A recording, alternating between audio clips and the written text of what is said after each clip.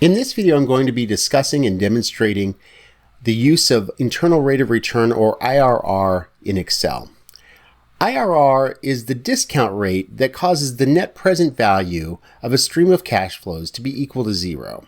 And so that's what we're going to start off with here in this first worksheet with labeled IRR. I'm going to put in the IRR function in Excel, and it goes like this: equals IRR, values, and then guess. In this case, because we have a kind of a traditional cash flow stream where we have a negative cash flow or a cash outflow at time zero, and then positive cash flows after that, we don't need to put in a guess. There will only be one internal rate of return that's available for this set of cash flows, but later on I'll demonstrate how to use that guess in order to calculate multiple IRRs. So in this case, our internal rate of return is 19.54%. I'm going to demonstrate that in the next spreadsheet how to use Solver in order to also find that internal rate of return. So in this next spreadsheet here, IRR, it's titled IRR before.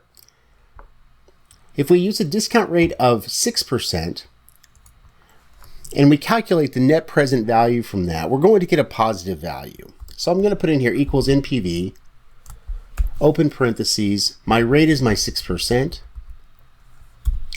My cash flows will not include my time zero cash flow because Excel assumes that the time zero cash flow occurs today, but assumes that the first cash flow in our NPV function occurs one period away. So we're not going to include it there. We're going to add it in separately here. And this is going to give us our NPV. Our NPV for this set of cash flows is a positive $414.69. Now I'm going to use Solver to find the discount rate that causes that NPV to be equal to zero. So I'm going to go out here to Data. And I have Solver here. If you don't have Solver already there, go out to File,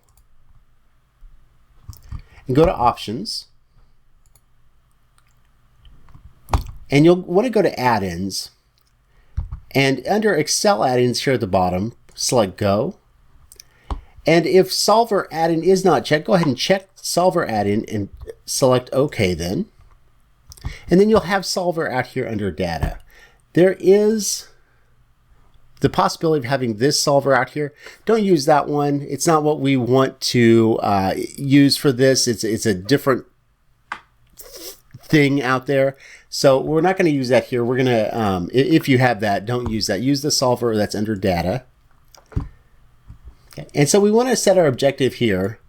Our cell that we want to set is B11. So we're going to set B11 to a value of, and make sure these other ones aren't checked. If it's set to this, it's going to try to find the maximum. Here, it's just going to try to find the minimum. Here, but what we want to do is find a value of 0 by changing cell B2. And so that's going to be our discount rate here, R. And we're saying make the unconstrained variables non-negative. It doesn't really matter in this case. That wouldn't have an effect, but in general, it's a good thing to include. I'm going to press Solve. And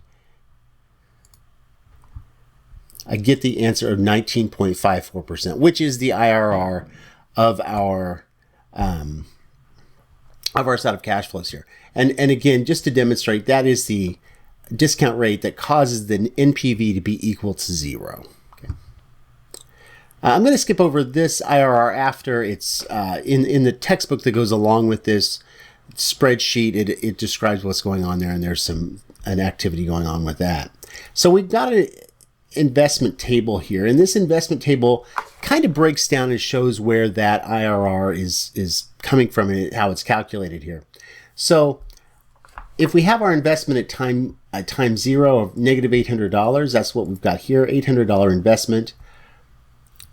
We're assuming the return of 19.54%, which is our internal rate of return here. And you can see the calculation here is that it's B17, which is our $800 investment, multiplied by our internal rate of return of 19.54%.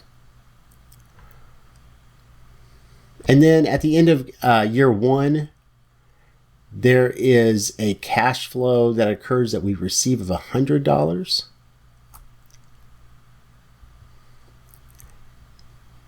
And so we're adding our $156.31, and then we're subtracting out $100, and that gives us the value of $856.31 at the end of the year. So what's remaining is that the $856.31, it's going to generate a return of $167.31 based on our internal rate of return.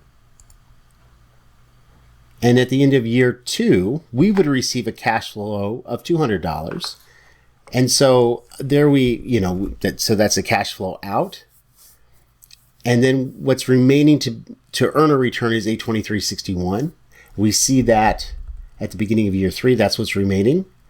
Our income generated off that, the return generated would be $160.92.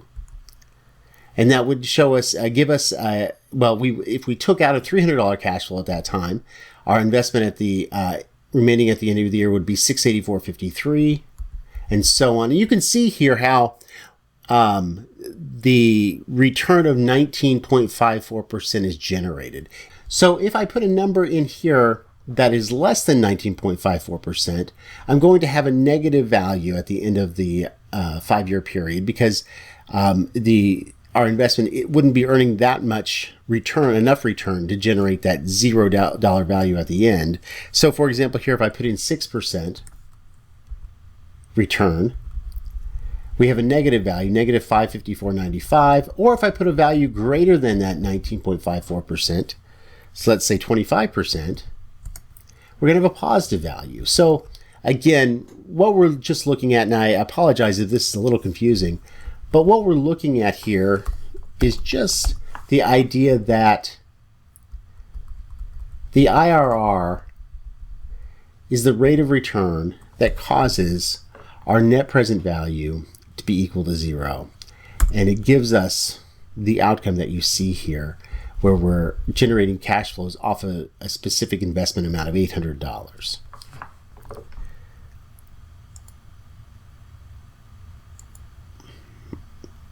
I'm going to skip ahead here to the rate worksheet.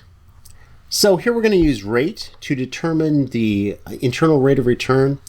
So what we have here is that we've got an initial investment of $1,000, a periodic cash flow of $100 that we're going to receive 30 payments of over the next 30 years.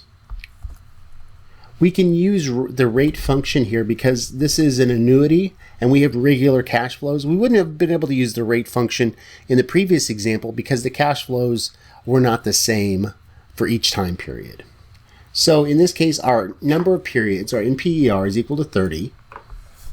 Our payment is equal to 100. Our present value, we need to make this negative. If we don't make this negative, then we'll get an error because we're saying, there's a positive cash flows and there's 30 more positive cash flows. Well, there's no rate of return based on that then. So we need to make this next variable, the present value, negative. So I'll put a negative sign there, and then 1,000, and then a comma. There's no future value lump sum that we're looking at here. There are 100 payments we're going to receive in the future, but we've already accounted for those. And then our type is going to be 0. There's another option after this that says guess. In this case, we don't want to really put a guess in because the cash flows are conventional here. We have a negative cash outflow or a cash outflow, and then positive cash flows following that. And so there's no need to put a guess. In my next example, I'm going to show you why we would want to use why we would want to use that guess, because there's two different IRRs. So in this case, our internal rate of return is 9.307%. In our next example, we do have a non-conventional cash flow here because our time 0 cash flow is negative $145 and our time 5 cash flow is negative $275. This can happen in projects where you have to dispose of something at the end of the project and there's a cost associated with that. Because there is a negative cash flow at time 5, there's the possibility of having two separate internal rates of return. And with this, I'm going to demonstrate how to calculate a data table. So we'll start off here by calculating the net present value. So I'm going to put in here equals NPV. The rate is going to be our discount rate of 6%. And then I'm going to highlight the cash flows for years 1 through 5 and close the parentheses here. And then I'm going to add in the cash flow at time 0. And that gives me an NPV of negative 3.99. Okay, so if you're thinking of this as a capital budgeting project, you wouldn't want to accept this project because it's based on this discount rate of 6%, because it would give you a negative NPV and destroy value for the company. However, because this has a non-conventional cash flow, it is possible to have 2 different IRRs, and we want to investigate that. So where it says NPV here, I'm going to set this equal to my NPV cell in B3. And then I'm going to highlight this.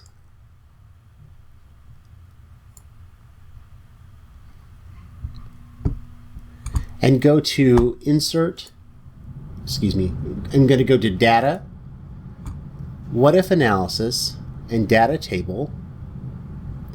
My column input cell, because this is in a column, so what we're saying here, my column input cell here is going to be my discount rate of B2. And what we see here when we do that, this fills in the NPVs for each discount rate available. Okay. So if we look here where the NPV is equal to 0, that's this line here.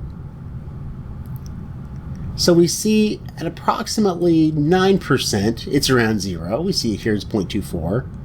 And then again around 27%, it's also close to 0. So we're going to calculate our IRRs now using those guesses. So our first IRR, I'm going to put equals IRR. I'm going to highlight my cash flows here. And then it gives me the option of putting in a guess. So I'm going to put in 0.09 or 9% for my first guess. And it says my first IRR is 8.78%. My second IRR, I'll put in equals IRR, highlight my cash flows again,